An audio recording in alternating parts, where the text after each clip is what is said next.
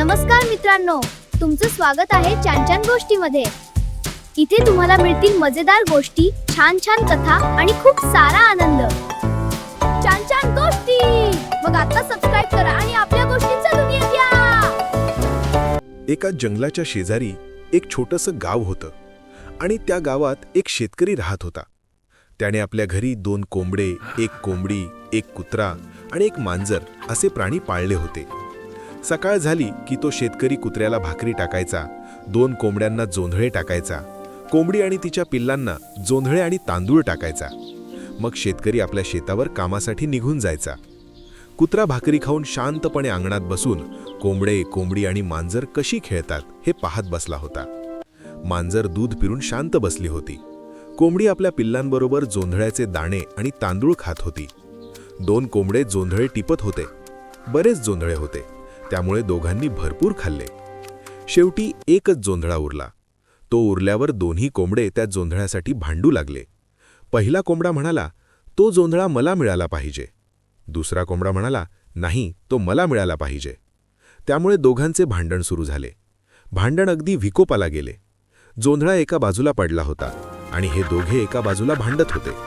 ते एकमेकांना चोचीने मारू लागले। कुत्रा आणि मांजर शांतपणे पाहत होते। कोंबडी सुद्धा पाहत होती।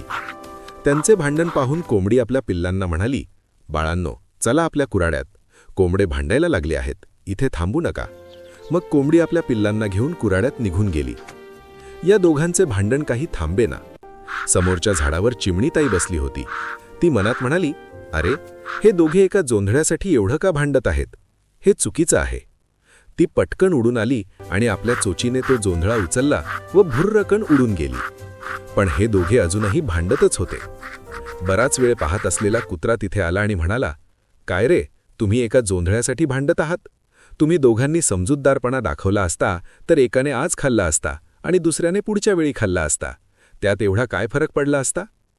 एका जोंधळ्यासाठी तुम्ही एकमेकांना जखमा केल्या, भांडत राहिलात, पण त्याचा तुम्हाला काहीच फायदा झाला नाही, फक्त भांडतच राहिलात। बघा, तो जोंधळा तिथे आहे का? चिमणीताई तो कधीच घेऊन गेली। मग दोन्ही कोंबड्यांनी पाहिलं तर जोंधळा तिथे नव्हताच। दोघांनी लाजेने मान खाली घातली आणि म्हणाले, तू बरोबर बोलतोस, आम्ही निष्कारण भांडत बसलो। म्हणतात ना, दोघांचे भांडण तिसऱ्याचा लाभ। कुत्रा म्हणाला, म्हणूनच सांगतो, भांडण कधी करू नये।